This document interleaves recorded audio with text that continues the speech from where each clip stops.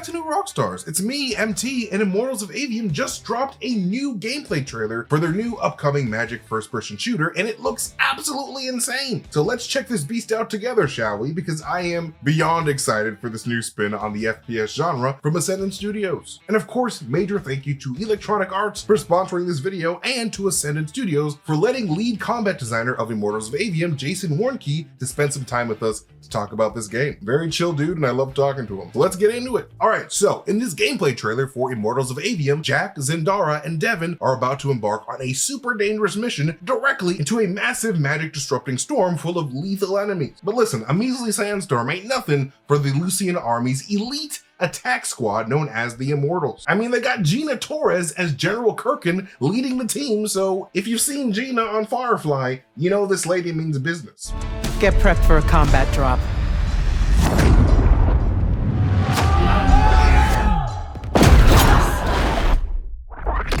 Sigils up!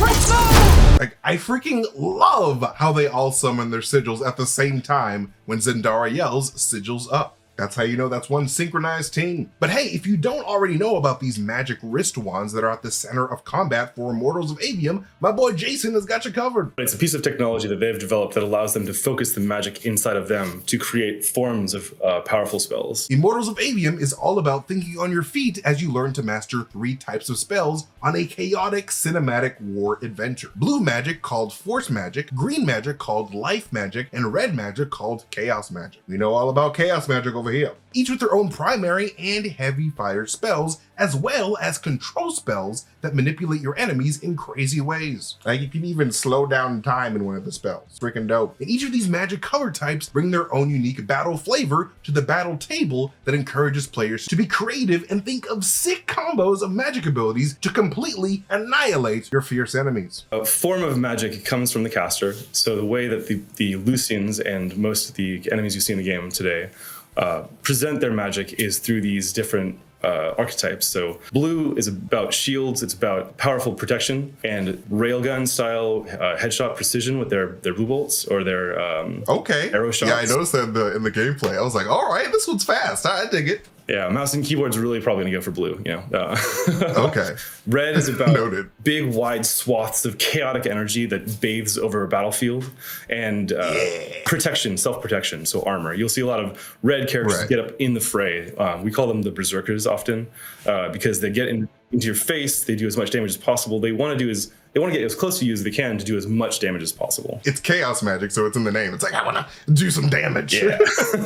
And then green is all about life and death and evasive running gun gameplay. So if you're going green, you're probably blinking a whole bunch. You're casting a rain of these little homing projectiles in the air. You're assaulting someone with a artillery strike spell called Torrent. Wait, so you mentioned blinking. What's blinking about? Yeah, Immortals of Aveum has 2 different defensive spells at Jack's fingertips. One of them is a powerful shield. As I mentioned, it's blue, it's force, it protects you from incoming damage. And off of the B button, off of the circle, we can blink. So that's a short range teleport. And depending on how you spec your character, you might actually have 3 or 4 teleports if you find all the right stuff, which allows you to be super evasive. But if you're specializing into blink, you're probably not specializing into armor, so you might have to be careful where you get hit. We are a single player narrative shooter, so our primary mode, our only mode is the narrative campaign. We have explored a lot, but this is what we're releasing, and we're excited to release it soon. Dude, I'm all about single player shooters. Like, I love a good story, and like, judging by the cinematic trailer, like, I just love all these characters already. I feel like we have a really great cast of like main characters that we're following. I'm a big fan of Zendara. I'm a big fan of that character. She's already my favorite character. I'm definitely going to be doing a chaos build in honor of Zendara. Yeah, Zendara is awesome. The cast is incredible. Our writers are incredible. Michael Kirkbride has brought some dialogue that I wasn't expecting to a game like ours, and it's excellent. Just so like, this is like a major passion project for you.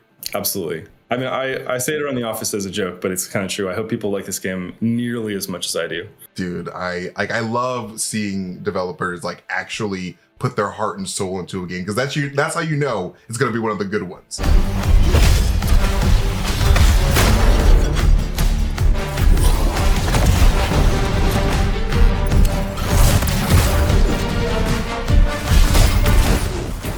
What type type of abilities are there that are attached to these magic types? Like, because I noticed Jack using like magic whips at some point to quickly maneuver around the area. So you have 3 different control spells at your disposal. One of those, as you saw in the trailer, is this powerful lash. It travels forward, grabs an enemy, either pulls them to you or pulls you to them, depending on the size of the enemy, which is very good for maneuverability. Or if you're playing a red berserker like I play, you want to get in their face, travel the distance, get in their face, boom, right in their face, move on to the next enemy. And then the last spell that we have is the Limpet spell, which sprays a bunch of these little globs on enemies and slows them down in time so that, gives you an advantage over them. The third spell is a Disrupt spell, which is on-demand single target stun, which also forms as a spell break. It's a counter spell. So if you see an enemy casting and you time that well, kaboom, it feels good. And in addition to Sigil Strike attack spells, Immortals of Aveum will allow players to use augment spells that change your movement abilities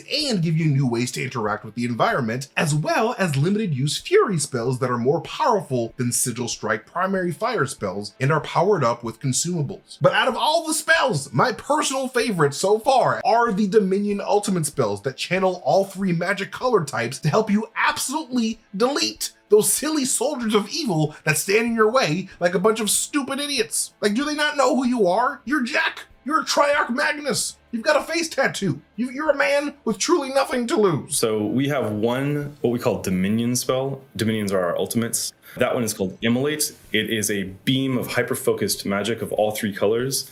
It shreds through enemies' armor, it shreds through enemies' shields, and it shreds through enemies.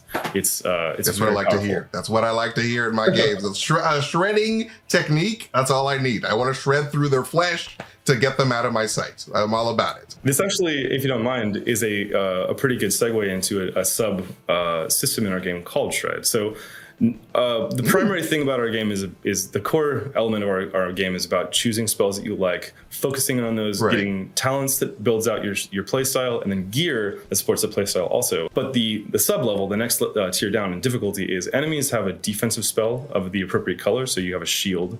Shield's total, it's a bubble. It protects them fully. We have Chaos Armor, which is red, as I mentioned.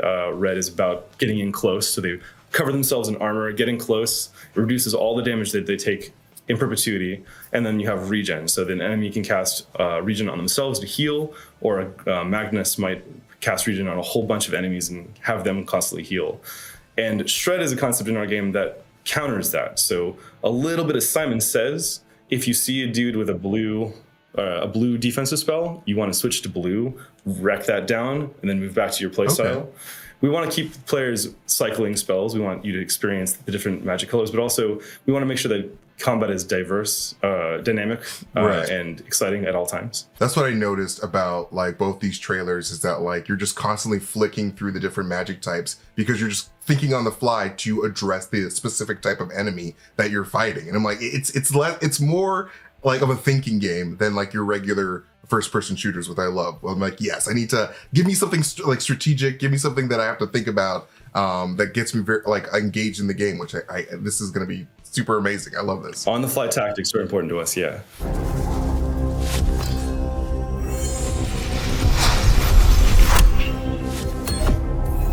So like, I'm assuming that there's going to be ways to level up our magic in this game. Absolutely, yes. Leveling up is really important to us. We have 2 primary mechanics for leveling up. We have Arcanum. You collect Arcanum off of enemies. You find it in chests. You get it off of bosses. Enough Arcanum allows you to get a Ascension, which is a talent point, essentially. And we have a talent tree that has 81 points, and those allow you to specialize either into a spell school in general or specific spells. And so our game is not about getting every talent point. Our game is about focusing into a color you like, a couple spells you like, figuring out a build, and then specializing a subset of something else. So if you're playing red, you might splash into green so you have more blinks, getting close but still be evasive. Maybe you're going full blue, so you want that turtle sniper shot, but you still need a little bit of armor when your shield goes down, so you go blue splash red.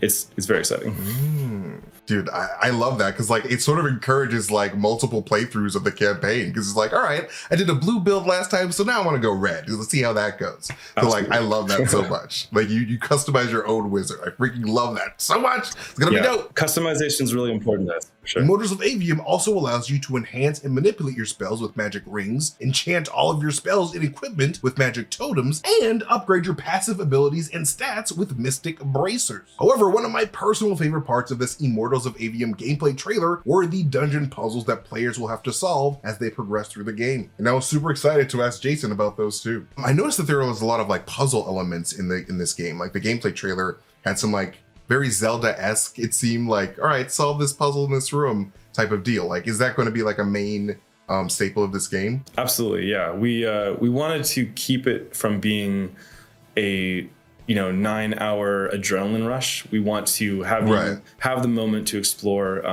While working on Call of Duty, we called these like walkthrough moments. We wanted to have you fight through a space, move into the next area, see something beautiful.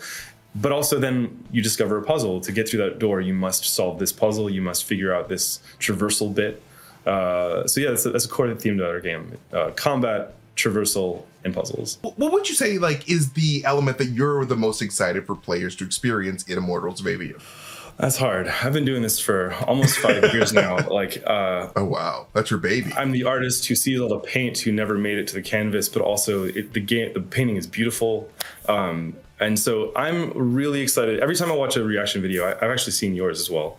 Every time I watch a reaction video, I hear these like, seeing the facial reactions when the war beast comes out of the wound and eats that poor soldier as he's about to fall to his death anyway.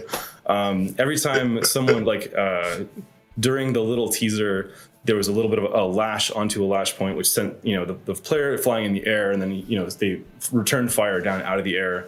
Like, it's just, I just want to see what people like. I don't know what that is yet. Yeah. I want them to see everything. And, as an ex Call of Duty Zombies designer as well, I am also excited to see who finds the Easter eggs. And there are a lot of secrets in our game. We at New Rockstars love a good Easter egg. So we're going to be hunting. We're going to be hunting hard. All right. Well, Jason, thank you so much for spending time with us to talk about this amazing game. Immortals of Aveum is coming out very soon. You guys need to pre-order, prepare to pre-order, do what you gotta do to play this amazing story, because this game, I love a game that subverts the expectations of a genre, and this is the ultimate magic FPS that I've always wanted to play. So thank you for putting your heart and soul I can't into wait this to hear project. what you guys think. Yes, this is going to be amazing. I'm so excited. Thank you, Jason, for spending time with us to talk about this. And Immortals of Aveum, buy it immediately.